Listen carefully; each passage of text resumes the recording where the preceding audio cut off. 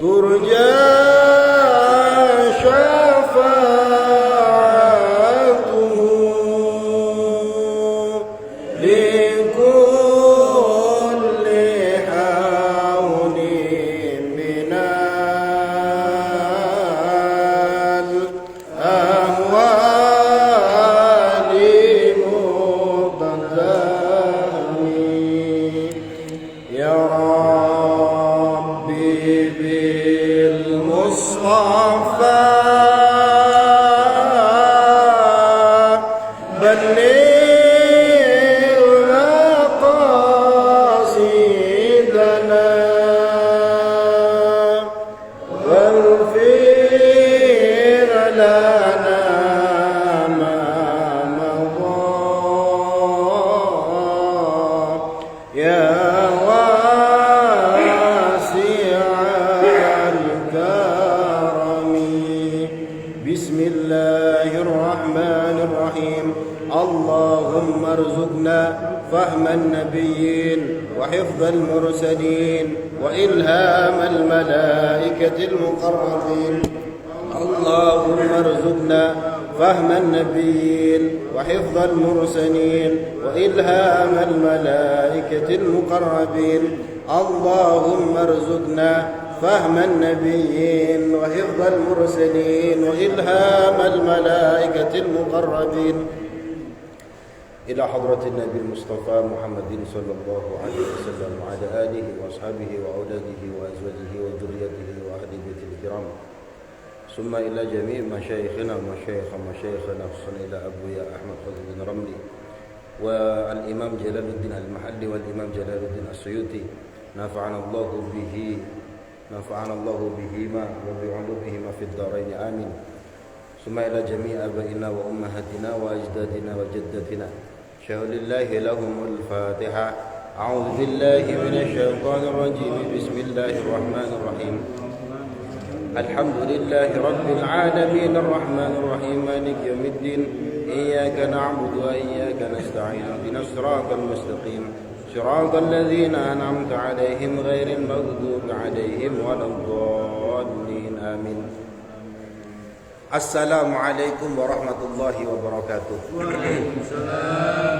Alhamdulillahi rabbil alamin wassalatu wassalamu ala asyrafil anbiya wal mursalin amma ba'd.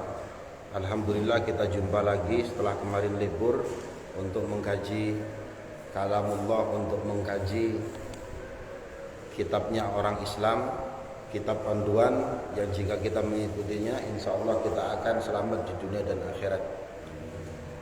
Kemarin kita sampai pada ayat 219. Tapi kemarin separuh nih. Saya lihat niku ternyata nggak sampai satu ayat penuh. Saya lihat rekamannya cuma setengah tok. Jadi nanti kita mulai dari 219 tapi yang pertengahan. Niki saya baca yang ayat yang 220 dulu ya. A'udzu billahi minasyaitonir rajim. Bismillahirrahmanirrahim. في الدنيا والآخرة ويسألونك عن اليتامى قل إصلاح لهم خير وإن تخالطوهم فإخوانكم والله يعلم المفسد من المصلح ولو شاء الله لعنتكم إن الله عزيز حكيم. Tapi kita mulai dari setengah ayat sebelumnya. A'udzu billahi minasyaitonir rajim. Wa yas'alunaka madza yunfiqun wa yas'aluna lan padha takon sapa ahli Mekah ka ing sira ing panjenengan Nabi Muhammad. Apa pertanyaannya? Madza yunfiquna utawi apa yunfiquna kang diinfakkan, kang dinafaqahkan, diinfakkan. Ai tegese ma qadruhu utawi hitungan perkiraannya, kira-kira ini barang. Ada orang yang bertanya kepada Kanjeng Nabi Muhammad perihal tentang infak. Sing diinfakkan niku napa Kanjeng Nabi? Qul maka katakanlah, ngucapo sapa sira, anfik infaklah al-afwa ingkang kelebihan ai tegese al-fadil anil hajah, ingkang luwih saking hajat. Apa yang diinfakkan? Yaitu kelebihan dari harta kita yang kita butuhkan untuk keperluan kita, untuk keperluan keluarga kita. Kalau ada lebihnya, nah niku yang diinfakkan. Wala tunfiqu, lan ojo nginfakno sapa sira kabeh ma ing barang tahtajuna kang butuh sapa sira kabeh ilaihi maring barang. Jangan menginfakkan sesuatu yang kamu masih butuh kepada barang tersebut. Kamu masih butuh. Kamu punya rumah satu, cilik bisa. Jangan kamu infakkan rumahnya itu. Kenapa? Karena kamu masih butuh. Masih kamu gunakan untuk berteduh. Nah, kecuali kalau kamu punya rumah 2, 3, yang kamu butuhkan cuma 1, yang lebihnya silahkan kamu infakkan. Nah, ini ukuran standar nih. Wala tunfiqu ma tahtajuna ilaihi, dan jangan kamu menginfakkan sesuatu yang kamu masih butuh kepada dia. Wa tudayyi'u anfusakum, dan menyusahkan atau menyempitkan anfusakum, diri kalian sendiri. Jangan menginfakkan sesuatu yang kalau kamu berikan, kamu infakkan malah ngerepoti awakmu dewe.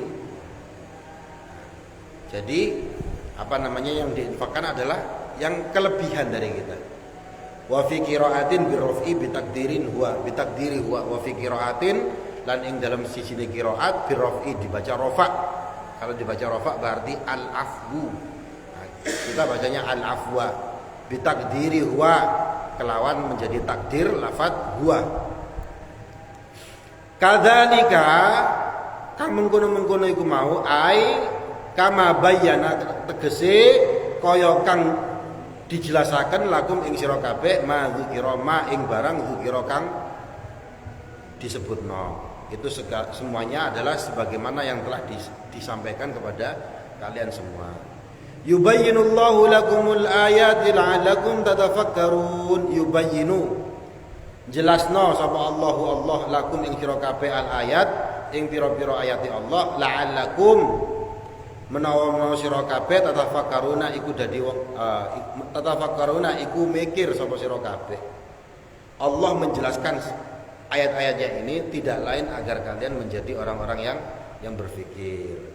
Nah, jadi penting niku Pak nggih. Kita senantiasa dimotivasi untuk infak, dimotivasi untuk sedekah, dimotivasi untuk zakat. Nah, tapi harus ada ukurannya. Loh, bagaimana dengan ayat-ayat yang lain?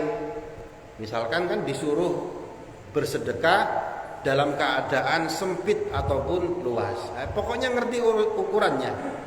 Jangan sampai kita sedekah, kita infak, tapi habis infak kita repot dengan diri kita sendiri dan merepotkan orang lain. Ya, sering saya kasih contoh, kita punya gaji satu bulan misalkan gajinya 2 juta. Jangan sok-sokan saya akan menyedekahkan seluruh harta saya kepada orang yang membutuhkan. Habis itu besoknya dia bingung mau makan, nggak ada makanan, akhirnya ngutang tonggone, ngerepoti tonggone akhirnya. Nggak tega melihat dia lapar. Jadi semuanya terukur. Fid dunya wal akhirah, fi amri dunya wal akhirah, ing dalem perkarane dunya lan akhirat. Fatakhuduna, moko ngalap sira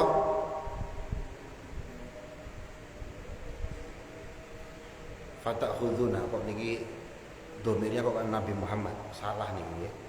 Fatakhuduna lan padha ngalap sapa sira kabeh bil aslahi, kelawan kang luweh patut, luweh becik lakum ing kedue sira kabeh fihi ma ing dalem dunya lan akhirat. Nah, terkait perkara dunia dan akhirat, kamu ini kan ingin mendapatkan kebaikan, ingin mendapatkan kepatutan, ingin mendapatkan kebagusan baik di dunia maupun di akhirat. Wa yas'alunaka 'anil yatama, wa yas'aluna lan padha takon sapa ahlu Mekah ka ing sira Nabi Muhammad anil yatama saking pira-pira anak yatim. Mereka bertanya tentang perkara anak yatim. Ya, kenapa kok mereka bertanya? Karena kepingin kebaikan, mendapat kebaikan di dunia dan akhirat. Bismillah. Maka mereka bertanya perihal anak yatim. Wa ma yalqaunahu minal haraj wa ma lan barang yalqauna padha tetemu sapa wong mau kabeh hu ing barang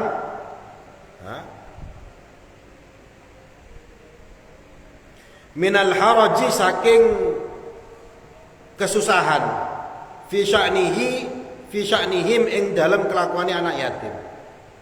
Ya, mereka bertanya tentang anak yatim. Kenapa? Karena berurusan anak yatim ini ada hal ya yang merepotkan mereka. Maka mereka tanya, pripun Kanjeng Nabi?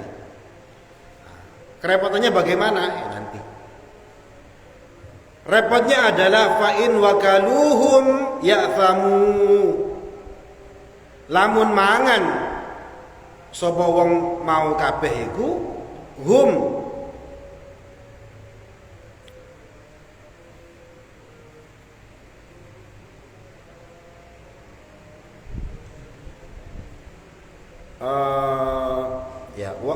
wa fa'in wakaluhum lamun mangan sapa sira kabeh hum ing hartanya anak yatim iku ya kamu padha dosa kabeh.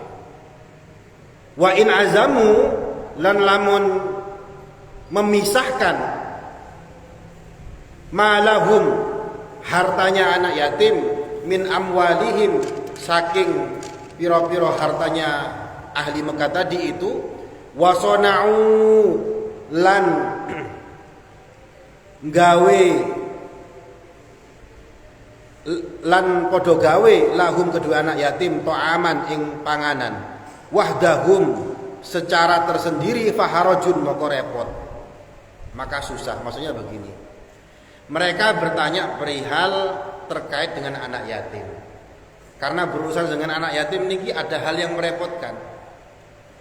Ini orang-orang ahli Mekah yang bertanya, mereka memelihara anak yatim ya mangan bareng, ya hidup bareng, hartanya akhirnya bercampuran, hartanya anak yatim sama hartanya mereka.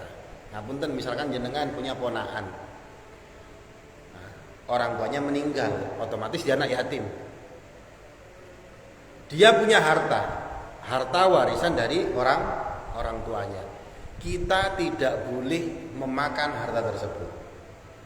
Tapi mereka ada dalam pemeliharaan kita ramut, kita pelihara dan sebagainya. Nah, niki repotnya adalah kita khawatir ya, ketika memelihara anak yatim ini, mengasuh anak yatim ini, hartanya tercampur. Nah, kalau tercampur nanti dosa. Kalau kita sampai memakan hartanya anak yatim nanti kita dosa. Makanya dalam surah napa nih?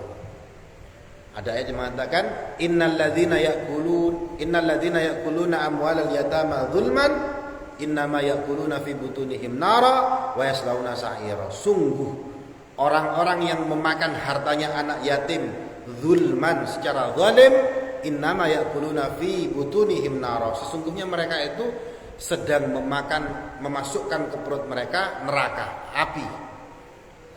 Mereka itu hakikatnya memasukkan api ke dalam perut mereka. Wa yaslauna sa'ira, dan mereka akan dimasukkan ke dalam neraka. Jadi khawatir ya, saya ini ngasuh anak yatim niatnya untuk berbuat baik, lah kok hartanya takut saya makan. Nah, ini perihal anak yatim jadi harus hati-hati. Nah, sekarang orang kadang nggak ngerti dosa bisa ya, sampai kemarin terjadi di Tangerang nih, sampai viral. Orang punya panti asuhan ngerawat anak yatim, bukan sekedar dimakan hartanya, ngapunten dilecehkan sampai di penjara nih. Berapa anak yatim nih yang dilecehkan sama pengasuhnya. Nah, jadi bukan sekedar hartanya, Pak, sampai dilecehkan. Na'udzubillahi min dzalik. Wa in azalu ma lahum min amwalihim, Tapi kalau seumpama hartanya anak yatim dipisahkan dengan hartanya yang memelihara, yang mengasuh. Wasona'u lahum ta'aman wahdahum, kemudian makanannya anak yatim juga dipisahkan karena khawatir, wah saya gak mau makan hartanya anak yatim ini, faharajun, maka susah nih, repot. Maka mereka bertanya kepada Kanjeng Nabi tentang anak yatim niki, pripun? Qul, maka katakanlah, islahul lahum khair. Islahun utawi berbuat baik lahum kepada mereka fi amwalihim di dalam harta mereka, bitanmitatiha wa mudakhalatikum, dengan ikut campur tangan untuk menggandakan harta mereka. Niku khairun, bagus. Ikut ngeramut hartanya mereka, ya. Hartanya anak yatim kemudian dipelihara sehingga bertambah banyak. Niku khairun, bagus. Khairun, luweh bagus, luweh becik mintar kidzalika, daripada meninggalkan perkara tersebut. Ya. Jadi mana dua pilihannya? Kalau melihat hartanya anak yatim ini, ikut melindungi, ikut memelihara, ikut campur tangan terhadap hartanya anak yatim ini supaya berkembang, atau wis gak melo-melo aku wis timbangane engko kecampur, engko aku sing malah dosa. Mana yang lebih bagus? Yang lebih bagus adalah ikut campur tangan tadi. Ya. Ikut campur tangan untuk melipat gandakan hartanya anak yatim tadi tersebut. Walaupun resikonya adalah bercampur. Wa in tukhalituhum lan lamun campur ing anak yatim, ai tegese takhlitu nyampur sapa sira kabeh. Ai takhlitu tegese nyampur, ikhtilat ya, bercampur. Sira kabeh nafaqatakum ing nafaqah sira binafaqatihim, kelawan nafaqai anak yatim, fa ikhwanukum, maka utawi anak yatim iku ikhwanukum, saudara kalian. Apabila terjadi ketika jenengan mengasuh anak yatim kemudian hartanya tercampur, antara harta jenengan sama anak yatim tercampur, fa ikhwanukum, lho anak yatim niku dulurmu kok.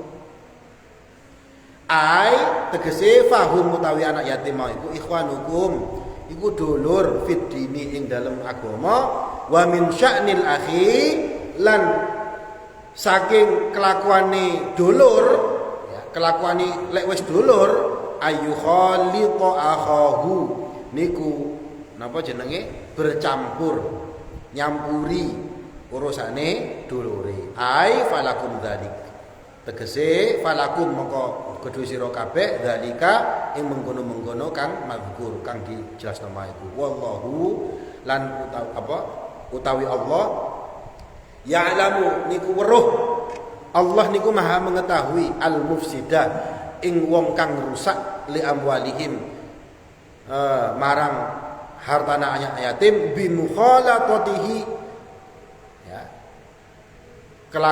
kelawan nyampuri hartanya yatim minal muslih saking wong kang berbuat baik biha kelawan hartanya anak yatim. Ojo khawatir, jangan khawatir. Allah niku mengetahui.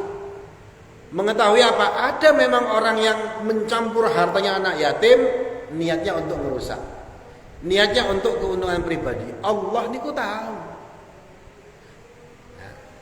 Demikian juga Allah niku minal muslih. Ya'lamu minal muslih.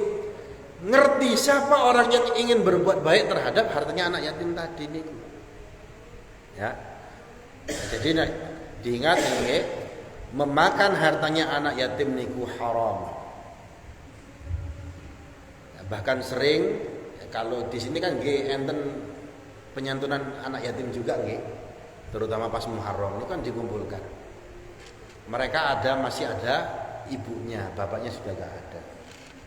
Nah niku sering saya sampaikan, ibu diingat nggih, ini yang diberikan kepada anak-anak yatim niki adalah hartanya anak yatim. ibunya haram ngambil uang tersebut kecuali kalau dikasih. Nah, anaknya tersebut ngasih. Nah, saya ngasih contoh waktu itu anak yatim saya panggil. Nah, habis ini dapat uang.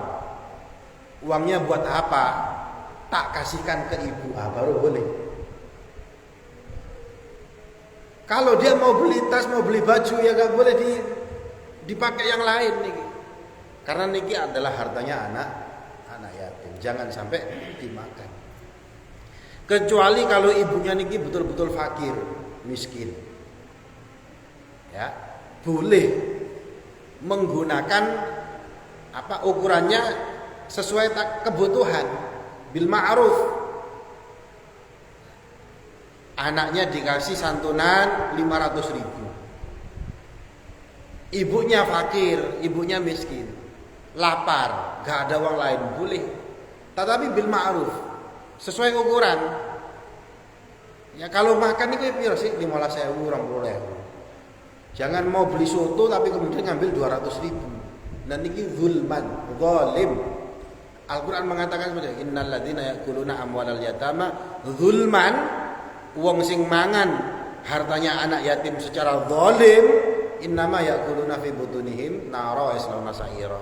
Mereka sedang memasukkan api ke dalam perut dan mereka akan digiring ke dalam neraka. Jadi hati-hati. Bahkan ya, ada yang mengatakan, ulama mengatakan nanti kalau ibunya menikah sama orang lain, kemudian ibunya punya harta, wajib mengembalikannya. Wajib mengembalikan hartanya anaknya. Karena anaknya kan untuk warisan toko bapaknya. Nah, niku jadi harus diperhatikan. Memang ada susahnya, nah niki dijelaskan oleh Al-Qur'an. Mengasuh anak yatim baik, hartanya dipelihara baik. Ya, kalau ada pilihan ikut campur tangan terhadap hartanya supaya hartanya makin banyak anak yatim tadi ini, atau meninggalkan karena khawatir bercampur, pilihannya adalah yang paling baik adalah ikut ngurusi hartanya anak yatim tadi supaya semakin banyak. Kalau bercampur dulurmu itu, dan Allah tahu kok sapa wong sing niat elek, sapa wong sing niat apik terkait hartanya anak yatim tadi. Kalau dapat beras, Mas. Apa nih? Anak yatim dapat beras 5 kilo, punya gimana? Itu makan boleh. Kalau dia betul-betul ngerti niku hartanya anak yatim, enggak boleh. Ya, jadi secara prinsipnya kita tidak boleh memakan hartanya anak yatim. Niku prinsip. Tapi ketika kita berurusan sama mereka, wah gila dicampur-campur nih lek dipisah-pisah susah, niku merepotkan ya kan. Dikatakan napa tadi itu minal haraj, menyusahkan kita. Mau dipilih-pilih niki hartamu, harta kita nanti kok ribet banget sih. Ojo khawatir, Allah niku tahu siapa yang memang niatnya api. Ini sudah tahu hartanya anak yatim, wis tak pelihara kok, tak pangan bareng ae. Dosa malah. Lho wis kasep ben tau koyo ngono ya diganti, Pak. Harus diganti. Begitu. Soalnya hartanya anak yatim ini dijelaskan dalam Al-Qur'an. Ya saking bahayanya. Kita diminta untuk memelihara mereka, ya. Memang ujian, anak yatim itu ujian. Tapi kalau kita memelihara, ya, mengasuh anak yatim, wah itu ganjarannya luar biasa. Surga VIP. Ana wa kafilul yatim hakadza fil jannah. Kata Kanjeng Nabi, saya sama orang yang bertanggung jawab sama anak yatim nanti di surga seperti ini. Nabi sambil menunjuk dua jarinya. Artinya apa? Berdekatan sama kanjeng Nabi. Dalam Targhib wa Tarhib juga diceritakan, ya, sebaik-baiknya rumah niku adalah rumah yang di dalamnya anak yatim kemudian diasuh dengan baik. Niku sebaik-baiknya rumah. Rumah yang paling jelek adalah rumah yang di situ ada anak yatim kemudian diasuh dengan cara yang paling jelek. Busak elek-elek. Jadi hati-hati nggih. Nah, saya juga sering menjelaskan ke mahasiswa. Mahasiswa saya kan, mahasiswa kadang senang organisasi. Ya, kemudian mengadakan acara santunan anak yatim, bagus. Dia keliling ke donatur. Ada donatur yang ngasih 100.000, 50.000. Nah ini ku haram diambil untuk bensin, ini ku haram. Kenapa? Karena akadnya minta ke donatur niki untuk santunan anak ya yatim. Gak boleh untuk makannya panitia, orang oleh. Nah, makanya ngomong ke donatur, niki 1.000 Pak, yang 10.000 niki untuk makannya panitia boleh boten? Ya kalau boleh. Sing 90.000 gawe anak yatim. Gak boleh diotak-atik. Untuk pembuatan banner gak boleh. Dari yang lain. Gitu nggih. Jadi Allah mengetahui siapa al-mufsid, siapa al-muslih. Siapa orang yang berbuat kerusakan terhadap hartanya anak yatim, anjir ngerusak. Ya di sini wallahu ya'lamul mufsida li amwalihim bi mukhalaqatihi. Allah niku ngerti siapa orang yang berniat untuk merusak hartanya anak yatim bi mukhalaqatihi, dengan cara mencampurnya anak yatim. Ya, kalau niatnya memang untuk kebaikan, ya Allah juga ngerti kok. Jadi prinsipnya tetap hati-hati, tetapi ojo khawatir, Allah niku ngerti kok. Fayujazi kullan minhuma, fayujazi mongko bales sapa Allah kullan ing saben-saben suci-wiji minhuma saking mufsid lan muslih.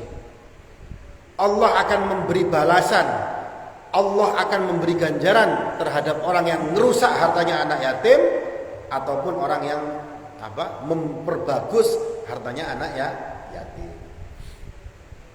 Walau sya'allahu la'anatakum walau sya'a, ya. Lamun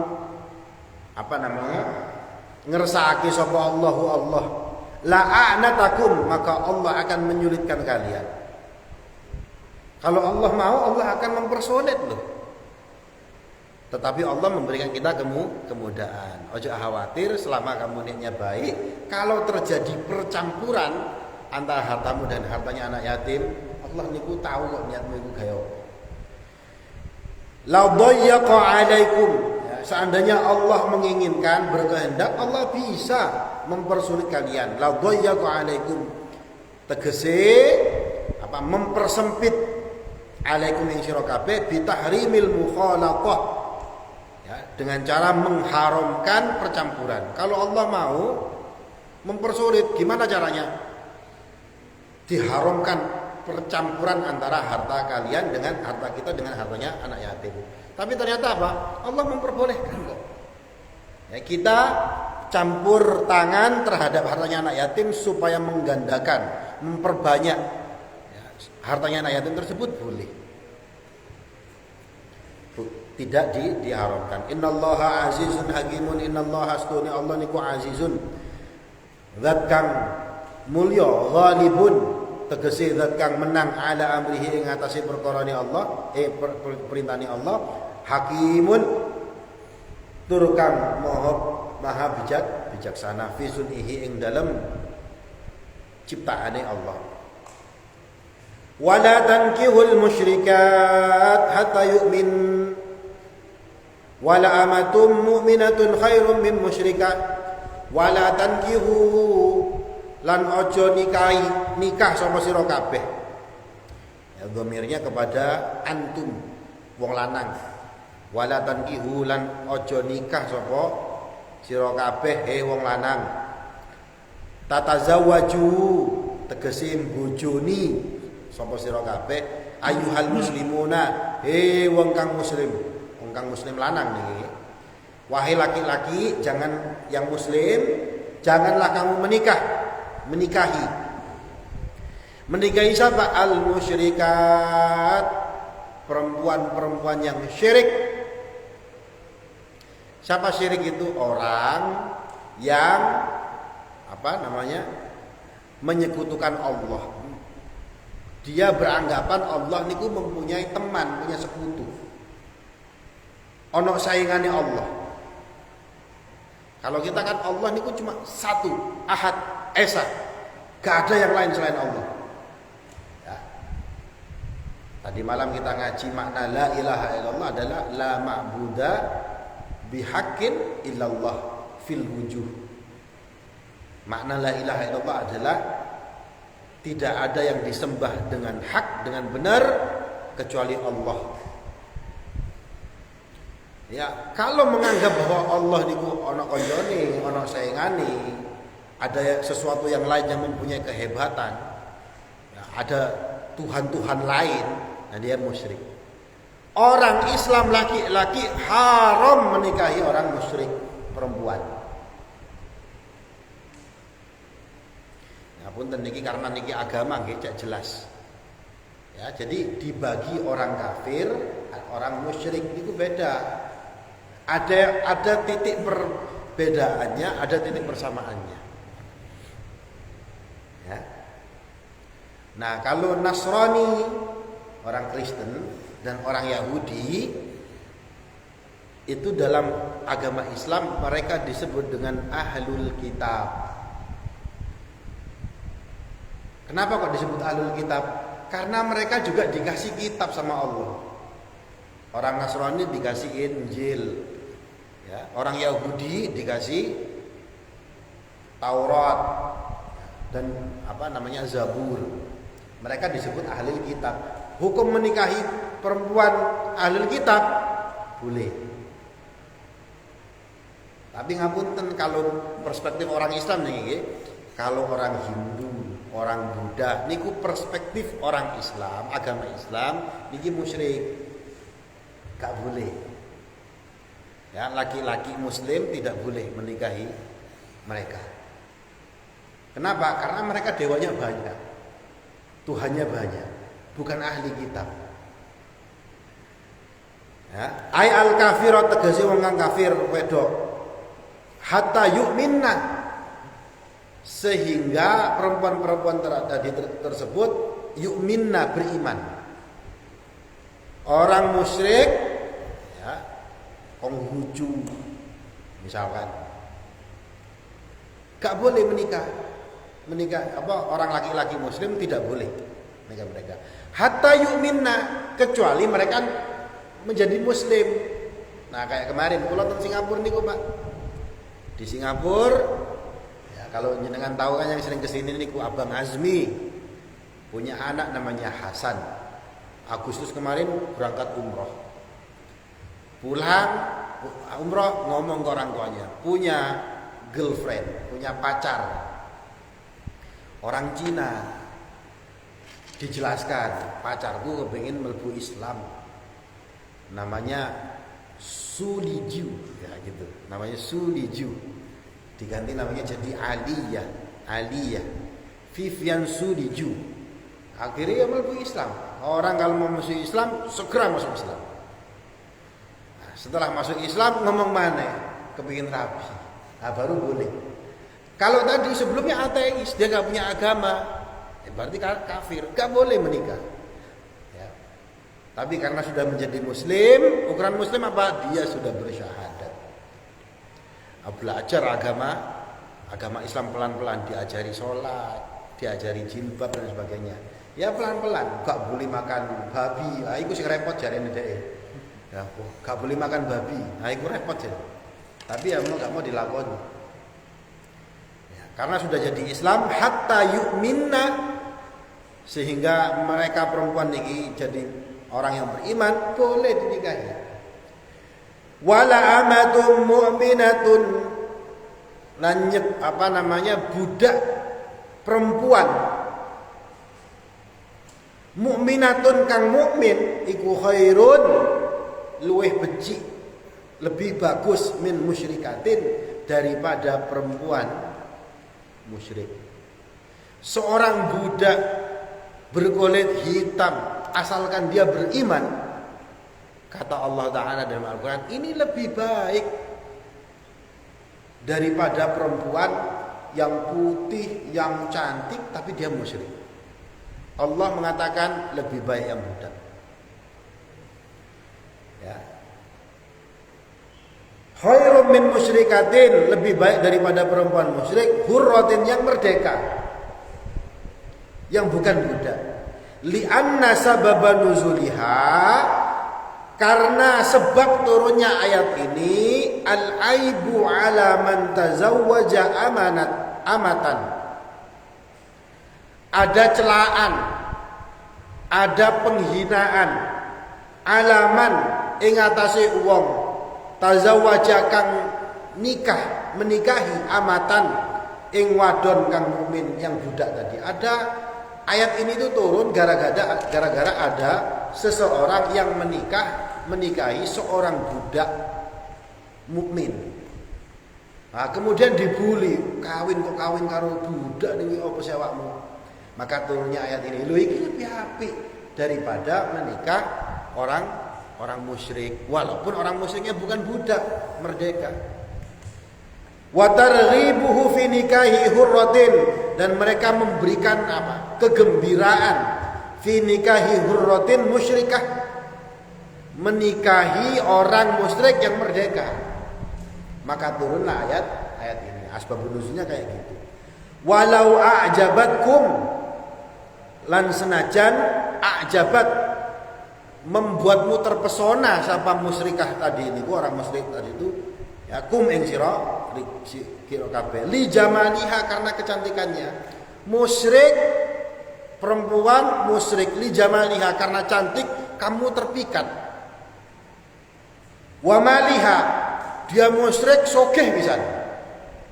Walaupun kamu terpikat sama mereka, tetapi budak mukmin, budak muslim ini lebih baik. Pilihannya Allah Ta'ala. Wahada, dan adapun ini ayat, ya, ini semua makhsusun, itu dikhususkan bi ghairil kitabiyat, ya, kecuali liyane wong ahli kitab, bi ayati wal muhsanatu minal ladzina utul kitab. Nah, ini dibedakan terkait dengan perempuan kitabiyat, perempuan kita ahli kitab. Kenapa ada ayat lain? Ayatnya adalah wal muhsanatu minal ladzina utul kitab. Ya, perempuan-perempuan terpelihara minal ladzina utul kitab, dari kalangan orang-orang yang diberi kitab, yaitu perempuan Yahudi atau perempuan Nasrani. Orang muslim laki-laki boleh menikahi perempuan ahli kitab, boleh menikahi perempuan dari Yahudi, boleh menikahi perempuan dari kalangan Nasrani, boleh. Tapi Pak, ya, ini semua ulama sepakat itu boleh Pak. Tetapi dalam madhab Syafi'i, dalam madhabnya kita niki, ada detailnya. Detailnya apa? Yang dimaksud ahli kitab ini yang sing biyen. Lek sing ahli kitab yang sekarang ini tidak bisa dianggap ahli kitab. Kenapa? Karena kitabnya mengalami tahrif, mengalami perubahan. Kitab Injil, kitab Taurat. Nah, ini kan kita tahu bahwa itu kitab-kitabnya sudah banyak berubahnya. Maka mereka tidak termasuk ahli kitab. Lek mazhab Syafi'i berpendapat seperti itu. Kalau mazhab lain masih boleh. Dengan kata lain, ya, kalau sekarang nih konteks kita nih yang Indonesia gak boleh. Cowok laki-laki menikahi Nasrani ataupun Yahudi. Gak boleh karena tidak dianggap kitabiyat tadi nih ahli kitab. Nah niku nggih gak boleh.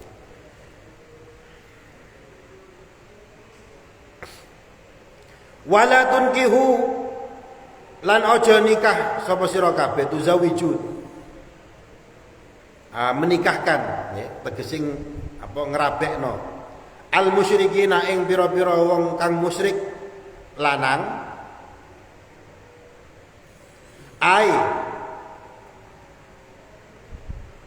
tegesi al kufar wong kang kafir, al mukminati ing wadon kang mukmin. Kamu juga jangan menikahkan Ya. Orang muslim laki-laki menikahkan dengan perempuan mukmin. Jadi gini Pak. Laki-laki muslim menikah sama orang kafir, tidak boleh. Orang muslim laki-laki menikahi orang ahlul kitab boleh. Tapi dalam mazhab Syafi'i lebih detail tadi niku nggih. Kalau perempuan muslimah menikahi orang non muslim tidak boleh. Ya. Hatta yu'minu. Janganlah kamu menikahkan orang musyrik laki-laki dengan perempuan mukmin. Ya, jadi orang Islam perempuan tidak boleh menikah dengan orang-orang musyrik dari laki-laki yang lain yang musyrik. Hatta yu'minu, sehingga orang-orang laki-laki tadi niki beriman. Wala abdun mu'minun, wala abdun lan sungguh seorang budak laki-laki mukminun yang mukmin, dia beriman, iku khairun, lebih bagus min musyrikin, daripada orang musyrik, walau a'jabakum, walaupun orang musyrik tadi ini membuatmu terpesona, limalihi wa jamalihi, karena hartanya banyak atau karena ganteng banget. Ada cowok ganteng sugih tapi kafir. Walaupun ada perempuan, kamu wahai perempuan muslimah terpesona sama dia, ojo kamu nikah sama dia. Karena kata Allah Ta'ala, orang muslim yang walaupun dia budak, asalkan dia mukmin, ini lebih baik. Ulaika utawi wong mau kabeh ay ahlu syirki, tegese wong kang syirik maiku yad'una ilan nar, karena mereka itu mengajak ilan nar, marang neraka. Rawan, coba bayangkan sampai menikah punya pasangan yang kata Allah Ta'ala mereka ini akan mengajak kamu ke neraka. Bidu'aihim, kelawan ajakan mereka, ilal amal, maring amali, al mujibulaha, kang majibaken laha marang neraka. Mereka akan melakukan amalan-amalan yang amalan itu kalau dilakukan maka dia wajib masuk neraka. Dan mereka menyembah berhala. Menyembah berhala itu akan memasukkan ke neraka. Dan kita kalau punya pasangan seperti mereka, dia digeret susui. Rawan digeret. Fala taliqu munakahatuhum, maka tidak layak, tidak patut mengadakan pernikahan dengan orang-orang syirik. Wallahu yad'u, wallahu utawi Allah, lan utawi Allah yad'u iku ngajak, mengundang, ala lisani rusulihi, ya, ing atase lisane para utusane Allah Ta'ala, ilal jannati, maring surga. Sedangkan Allah memerintahkan hal ini, itu memerintahkan melalui lisannya para nabi, lisannya Nabi Muhammad. Itu Allah mengajak kita, ya, kita diajak oleh Allah Ta'ala ilal jannati, menuju surga, wal maghfirah, dan menuju ampunan. Ai tegese al-amali al-mujibi lahuma, tegese amal yang mewajibkan lahuma marang al-jannah wal maghfirah biiznihi, kelawan kersane Allah Ta'ala, bi iradatihi, ya, kelawan tegese kelawan kersane Allah Ta'ala. Fatajib, maka wajib ijabatuhu, ing nyembadani Allah, bitazwijihi awliyaihi, yaitu menikahi wali-walinya Allah, yaitu orang-orang yang beriman. Nah, pilihannya gimana? Orang musyrik, ya, itu akan mengajak amalan-amalan yang amalan-amalan ini akan masuk ke dalam neraka. Sedangkan Allah Ta'ala melalui lisannya Nabi Muhammad SAW ini akan mengajak agar kita mendapatkan surga, agar kita mendapatkan ampunan dari Allah Ta'ala. Karek mikir harap ini Allah niku fair kok. Allah niku fair. Ya. Semalam niku kula jelasaken ya pengajian Safinatun Najah. Banyak orang yang mengkaji syariat agama Islam, hukum-hukumnya agama Islam, seolah-olah agama Islam niku kok ribet banget. Padahal mboten.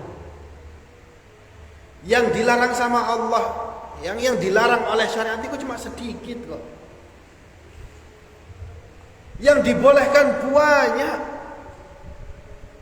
Ya, yang dilarang apa? Makan babi, makan harta haram, makan hartanya anak yatim. Dan itu kita tahu itu gak baik memang. Ya, menikahi perempuan musyrik, larangannya kan sedikit niku mawon.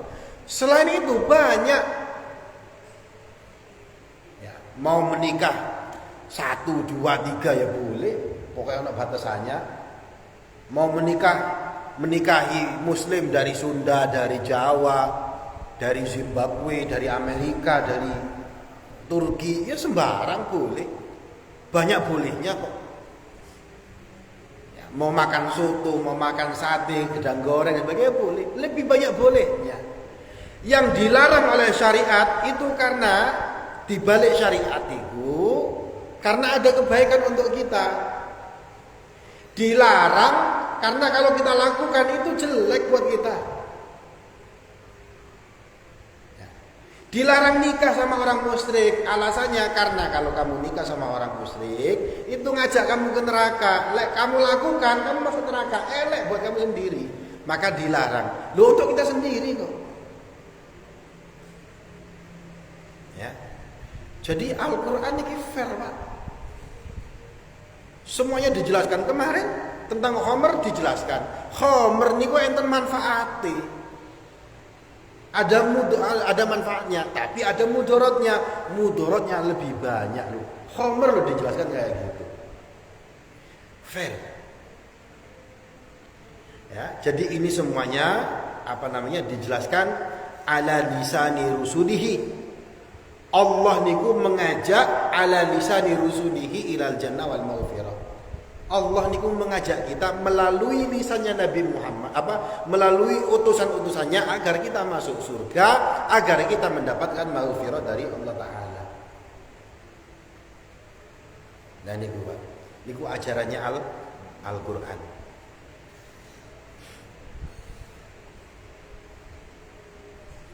Mudah-mudahan kita terus bisa ngaji Al-Qur'an. Saya itu bersyukur, Pak, karena kita bisa mengkaji Al-Qur'an. Terbukti kebenarannya niki firman-Nya Allah. Al-Qur'an ini terbukti kebenarannya, ini adalah firman-Nya Allah. Kalamullah. Kalau seumpama Pak Sartaji bawa kitab, ya, tadi malam sudah saya jelaskan. Kemudian Pak Sartaji ngomong, aku ini utusan Allah. Kan kita harus cross check. Bukti ini apa? Aku duwe kitab. Kan gitu kan? Kitabnya diperiksa. Wah, ternyata banyak kerusakan. Awakmu bukan utusan Allah Ta'ala. Tapi Nabi Muhammad dan para nabi yang lain ini bawa klaim yang luar biasa. Aku iki utusannya Allah. Allah ini adalah zat yang menciptakan alam semesta dan Allah mengutus saya. Orang zaman dulu tanya, bukti ini apa? Niki Al-Qur'an. Di cross check sampai sekarang tidak ada kesalahan dalam Al-Qur'an. Tidak seperti kitab-kitab lain. Terjaga Pak Al-Qur'an, Pak.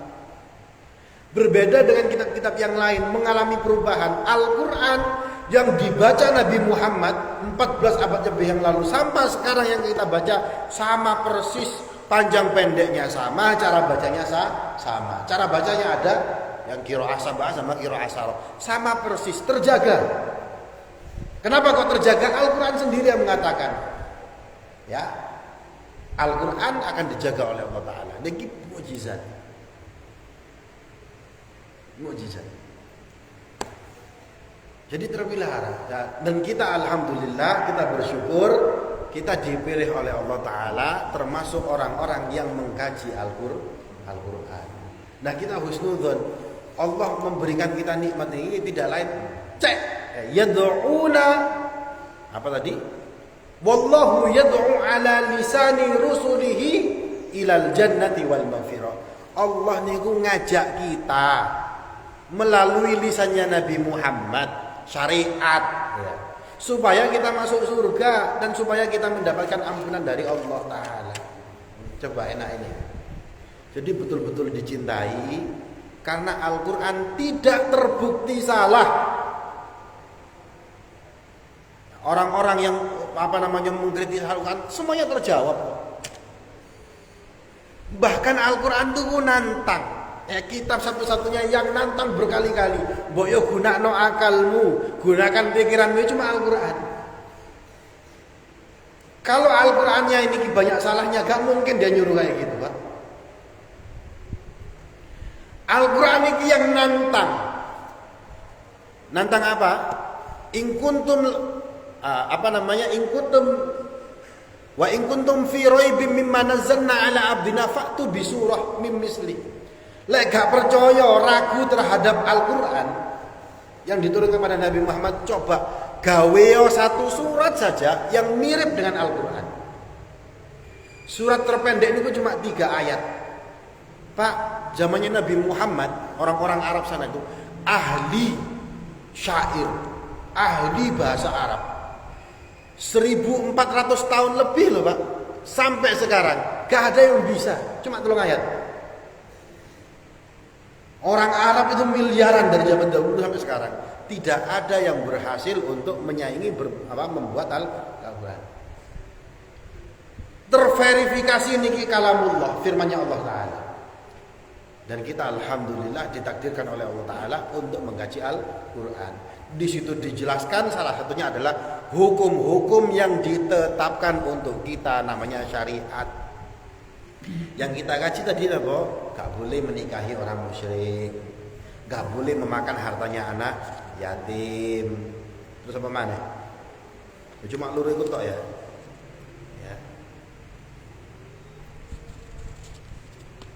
Tentang apa mana mau? Ya cuma itu nggih. Ya nanti berikutnya ya Pak. Jadi niki kita syukuri. Yang dilarang sama Allah niku sedikit. Ya. Kalau pakai aturannya Allah gampang. Kalau pakai aturannya manusia ribet.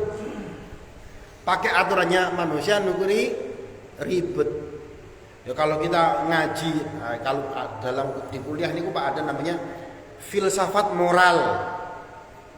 Niku Pak kalau bahas sendiri tentang moralitas tapi pakai ukurannya manusia, gak mari-mari, gak selesai-selesai. Tapi kalau kita kaji Al-Quran, yang menetapkan hukum adalah Allah, karek manut, gak usah ribet, karek manut. Misalkan gitu, ini kan diatur, apa namanya soal pernikahan diatur. Kita tidak boleh zina.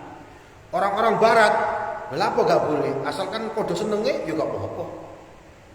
Itu kalau pakai ukuran manusia. Ukurannya apa? Asalkan sama-sama seneng. Terus ditanya, bagaimana kalau seorang bapak seneng sama anak perempuannya? Boleh atau tidak? Mereka bingung lagi. Kenapa? Karena jadi ini standarnya pokoknya asal sama-sama seneng. Mereka bingung mana? Gak oleh, podo-podo seneng. Awakmu berhak apa untuk melarang? Kalau alasannya standarnya sama-sama suka, sama-sama seneng. Gimana misalkan kalau seumpama ada pedofil, ya, orang besar yang berhubungan sama anak yang masih kecil di bawah umur, gak boleh kata mereka. Kenapa? Ya karena masih kecil. Loh, mereka sama-sama seneng. Hakmu apa melarang? Nah, kalau pakai standarnya manusia Pak, yang dimaksud kebaikan itu apa? Bingung. Jawabannya ono akeh. Tapi kalau pakai standarnya Gusti Allah, pakai standarnya syariat, ya, yang mana syariat ini adalah dari Allah Ta'ala, gampang, karek manut. Sing ngatur Gusti Allah Allah Ta'ala. Gitu loh.